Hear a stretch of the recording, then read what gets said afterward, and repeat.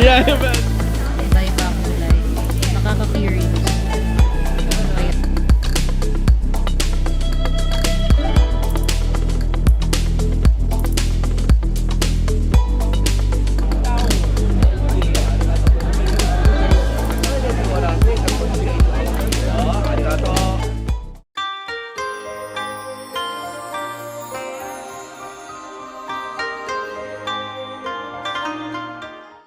So day 3 ng ating series na First Time in Taiwan.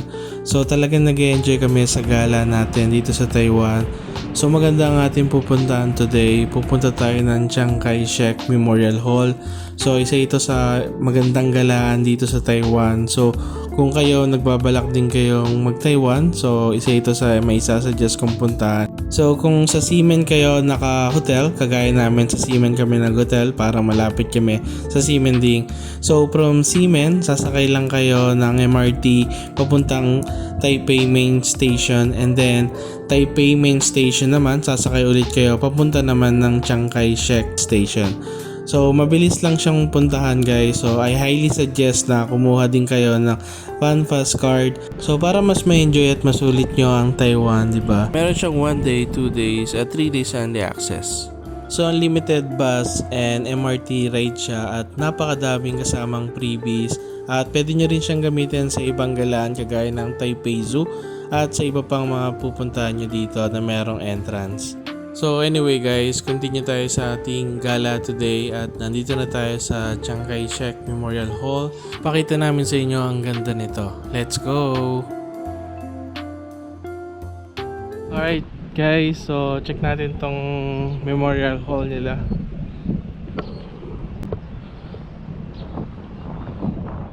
Wow, look at that! Sobrang lawak niya. Promise, ang ganda.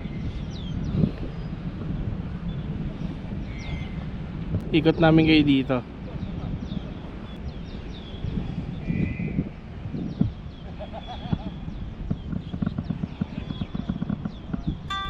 Ang Chiang Kai-shek Memorial Hall ay itinayo mula 1976 hanggang 1980 bilang pag-alala kay Chiang Kai-shek, dating leader ng Republika ng China na namuno mula sa Taiwan. Kilala ito sa puting marmol, asul na bubong, at meron itong 89 na baitang na hagdan na sumisimbolo sa edad ni Chiang Kai nang siya ay pumanaw.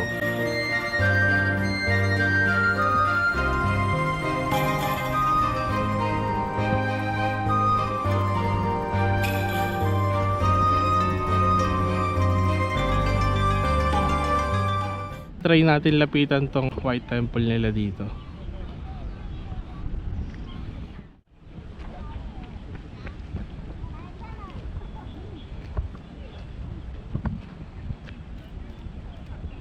Okay guys, try natin akitin. Let's go. Yeah. Gusto ko lang hawakan yung pinakapader niya. Medyo basa yung ano dito, hagdan. Nandito tayo sa taas, nakakaingal siya, grabe. Whew. Grabe, pero okay lang. Sobrang sulit naman. Wow, sobrang laki niya. Naalula siya pag nandito ako sa pwesto ko. Wow. Wow. Sige, pasukin na natin. Kung pwede naman ang camera.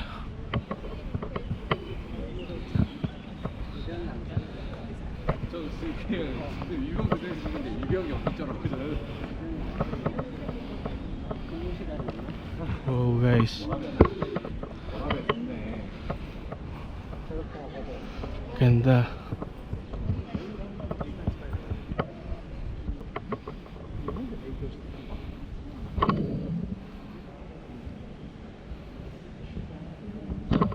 Ganda niya guys.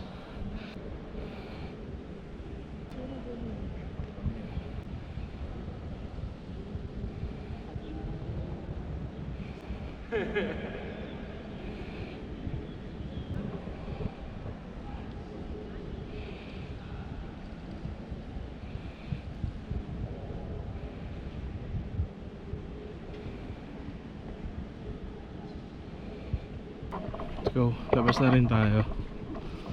Hawakan natin. Masasabi ko na hawakan ko yan.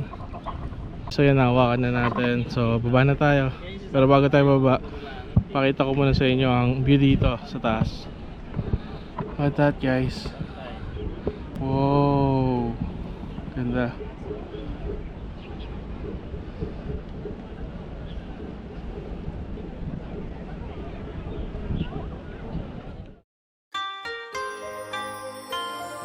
So tayo ay nag-MRT ulit at pupunta naman tayo ng bus station, at sa bus station sasakay tayo papuntang Jupen.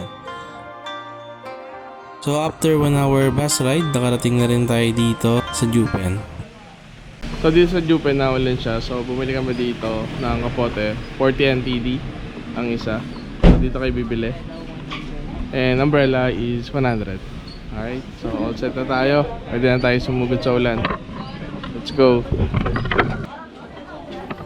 Finally, we're inside Jupen. So, tayo ay maglakad-lakad at maghanap tayo kung saan tayo pwedeng mag-lunch.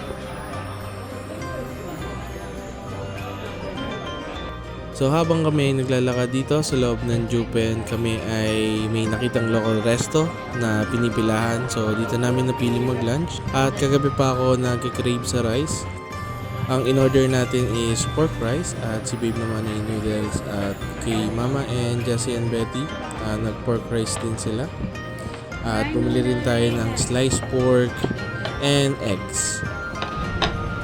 Thank you. Thank you. Oh.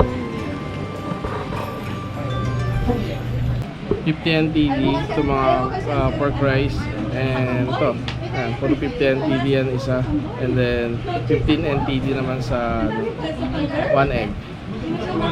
So 2 eggs tong binili natin. Marinated yung Marinated noodles. spicy. Spicy. Mas masarap to, guys, kung lalagyan natin ng hot sauce. Yung hot sauce nila. Sobrang anghang nung spicy. Saka dito, guys, konti-konti lang kayo maglagay ng spicy kasi sobrang anghang na spice nila dito. Tikman natin.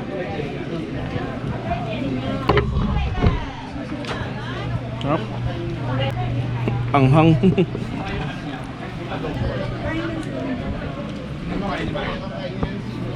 Egg.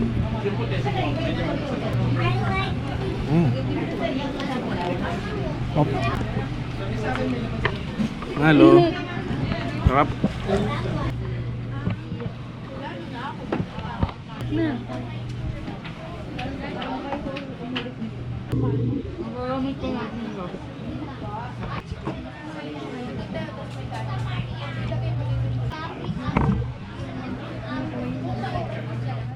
Pag ganyan, 180. So guys, so dito kami sa handmade nougat Ito golden pump. dito sa Jupen.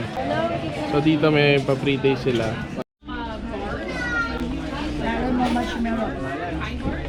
Okay.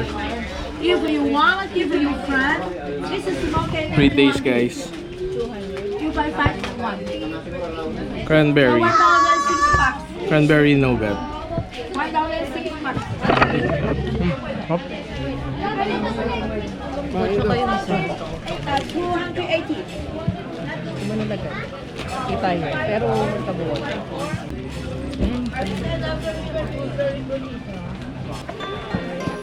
Malapit sa kainan natin, makikita nyo tong store na to na handmade nougat. So dito makakabili kayo ng 15 to 40 NTD na nougat per piece.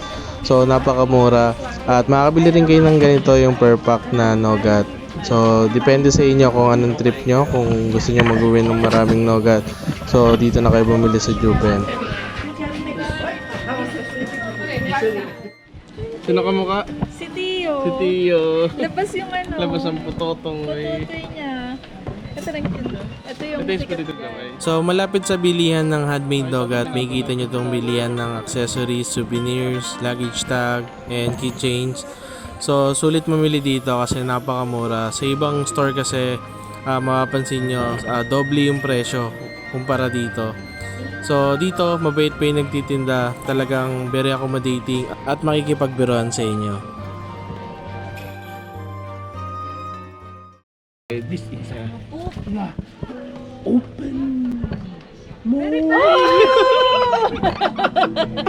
so bad. Yeah, but Ano? Ay, ice cream? Pinagala. Yan daw ang sikat dito. Sila. peanut ice cream. 这其中一个，这个不一 So 样。 guys, dito pre-top sa Panfas. 然后只要绿豆，不要红，不要五元，要1元吗？好。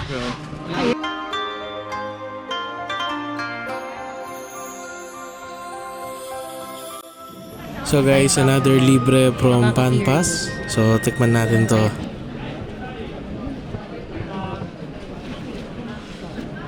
Matamis siya. Parang bilo-bilo. Parang bilo-bilo. Pero hindi creamy. Matamis lang yung sabaw niya as is na matamis. Tapos ito parang glutinous. Bilo. At sa pag-explore natin dito sa Jupen, may nakita tayo na pwedeng lusutan. So mukha siyang tunnel. Ito yung loob niya. Oh, ganda. I'm not sure kung matagal na to o kasama lang to sa gimmick nila dito.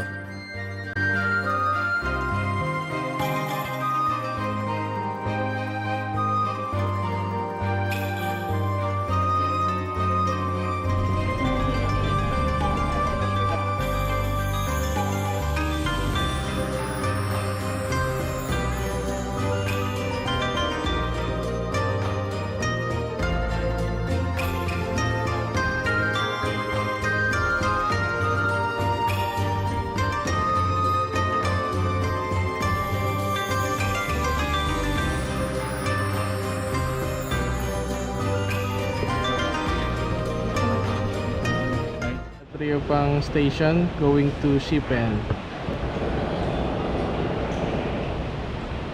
So ganito kumuha ng ticket dito. Gagamitin mo lang yung Panpas. Then English. Redeem. There you go. Kapag pupunta kayo ng Shipen. Yan, Shipen. So ito yung old train nila, hindi siya MRT. Stop. Redeem. Let's go.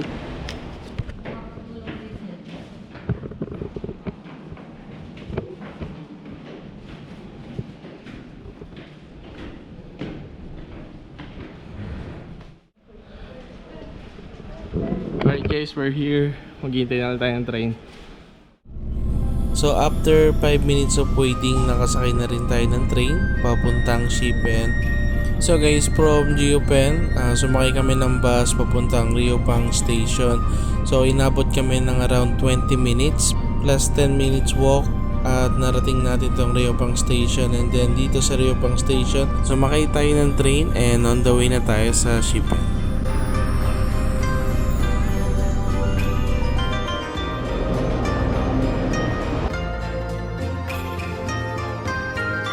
Nandito na tayo sa Shipen.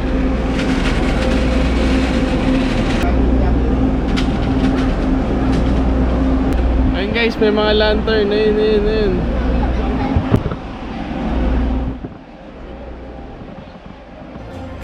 So after 10 minutes train ride, nakarating din tayo dito sa Shipen. So sikat dito sa Shipen yung mga lantern.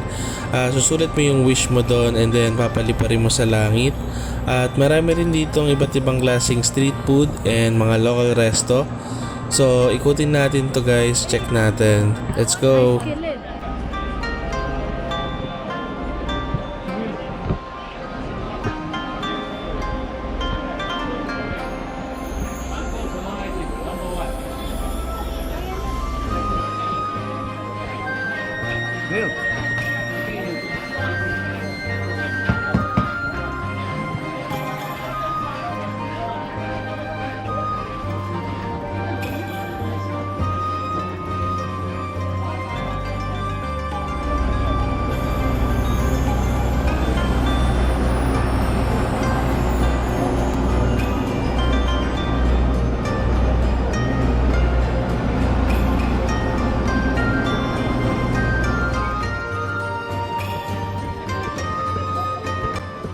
Narating na rin natin ang part ng Shipen kung saan nagpapalipad ng mga lantern.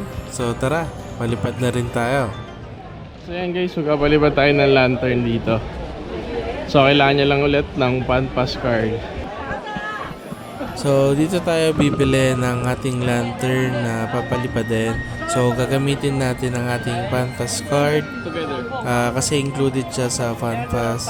So kung wala kang PanPass, ang price ng isang lantern is nag-range around 200 NTD to 350 NTD.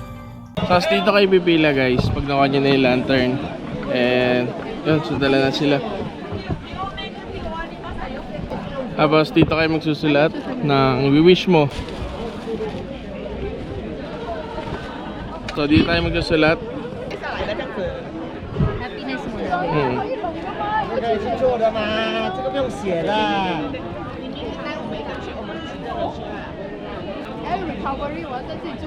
可以可以可以，带你。差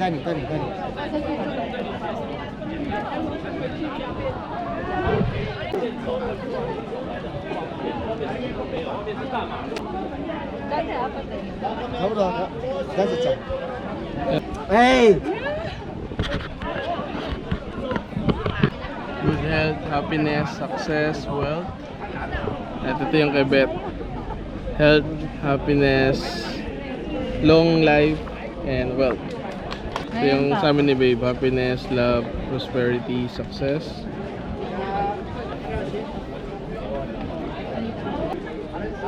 God above. Then, papalipad din na natin yan.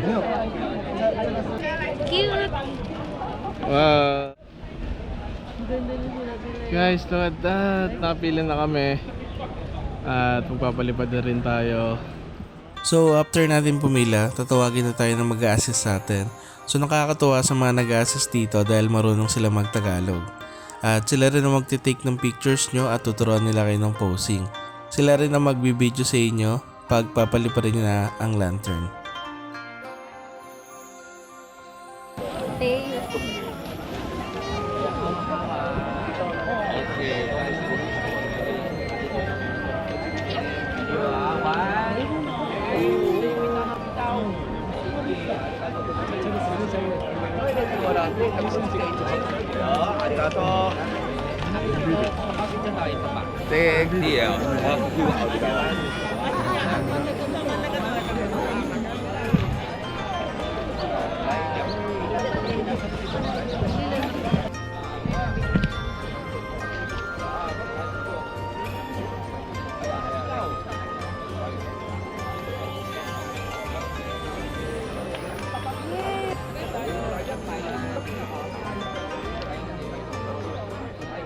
So, kakatapos lang natin magpalipad.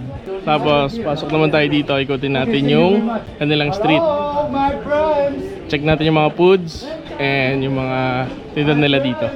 Let's go!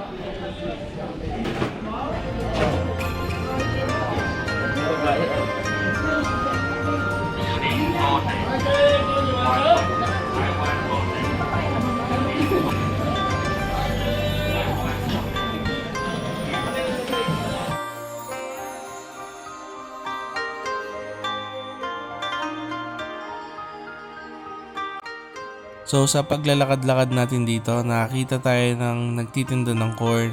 So last time kasi nakakita kami sa Shilin pero medyo may pagkamahal siya doon. 100 NTD ang isa pero dito 50 NTD lang. So bumili si Beth at makikitikim tayo. Sarap sana siya kaya nang mayroon siya ngayon. Mga spice na pa. Pero matamis siya. Yung parang local corn nila dito, no? 50 NTD.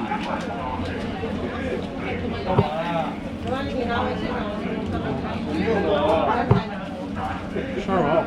Hindi, masarap siya. Ito lasang local corn nila dito na may mga spices na parang binarbecue. Okay din. At dito makikita nyo ang tindahan ng black sausage. So first time natin titikim ng black sausage kasi yung mga sausage na nakain natin last time is mga Taiwanese sausage lang siya. Pero ito ay gawa sa black hog or baboy ramok. Tignan natin. One black sausage. Thank you. Malaki. Tingnan mo. Sukatin mo, babe. Gano'n kalaki sa cellphone mo. Oh, malaki siya, guys. Game. Let's taste it. Masarap to. Mas masarap yan. Ang bango. Hindi siya matamis, di ba? Pero ang sobrang sarap.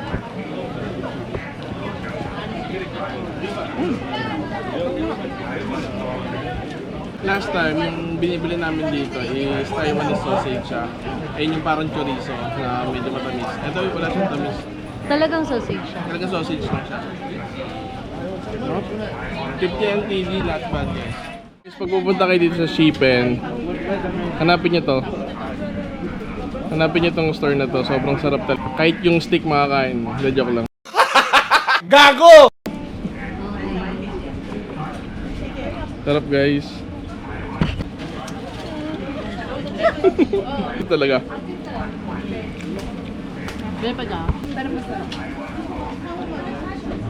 Sarap.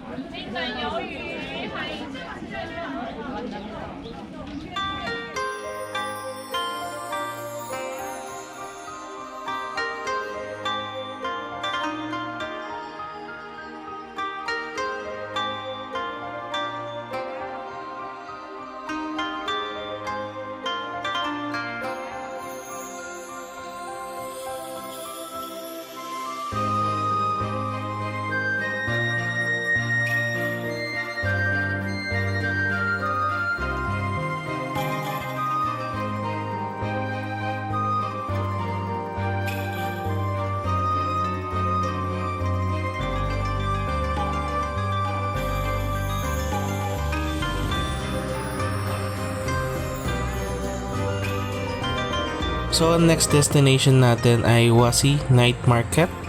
So, from Shipen, nag-train lang ulit tayo pabalik ng Riopang, and then Riopang, nag-bus naman tayo papunta dito sa Longshan.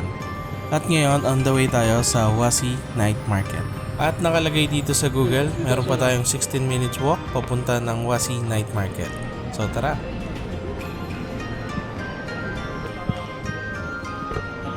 Habang naglalakad kami papunta ng Huasi Night Market, nakakita kami ng temple na punong-puno ng lantern.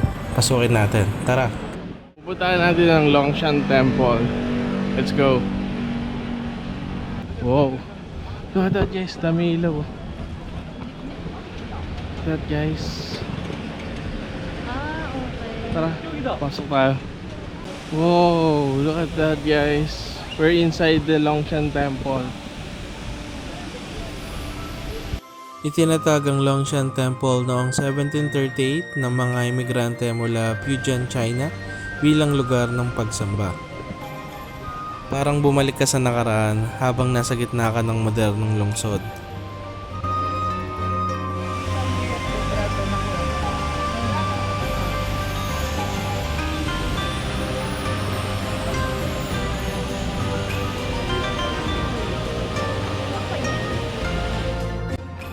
After Longshan Temple, tayo ay dumaretso na sa Huasi Night Market. So from Longshan, 5 to 7 minutes walk lang ito at mararating niya na itong Huasi Night Market. Tayo ay nag-ikot at naglakad dito sa Huasi Night Market para tikman ang kanilang street food. Tara! So una sa listahan na ating titikman ang pepper cake. 3 for 100. Sige. 500 pa rin. Mamaya na lang. Ayan guys, 3 for 100. Bili na tayo ng bili na.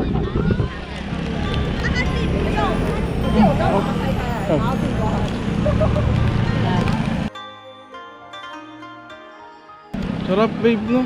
Yung loob niya. Meat and kimchi. Sarap. Ikaw? Huh? Alright guys, so dito tayo bumili sa fried dumplings. Ang sumunod ang famous fried dumplings dito sa Night Shrimp Market. fried dumplings. Tikman natin. 80 NTD lang siya. Namatay? Okay lang. Sarap guys. Potato balls. 50 NTD lang to guys. At ang pangatlo natin tinikman dito sa Night Market ay ang potato balls. Plain potato lang siya.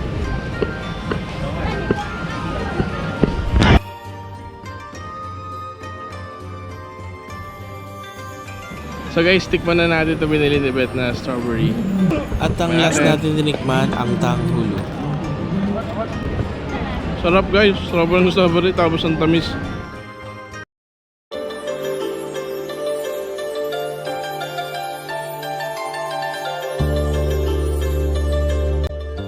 Natapos na ang ika-4 na araw natin dito sa Taiwan at ito na rin ang huling gabi natin dito sa Taipei.